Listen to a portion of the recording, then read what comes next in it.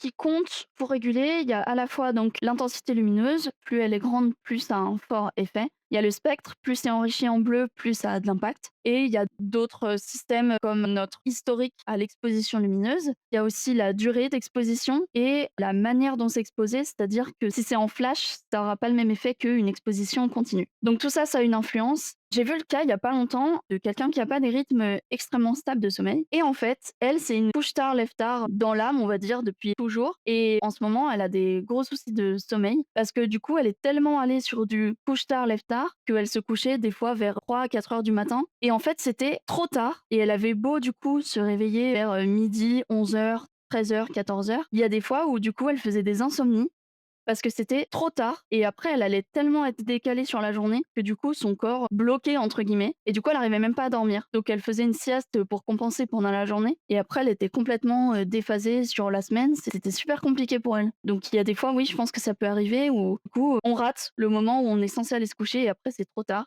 et après ça part en insomnie et souvent c'est des gens qui ont beaucoup de troubles du sommeil.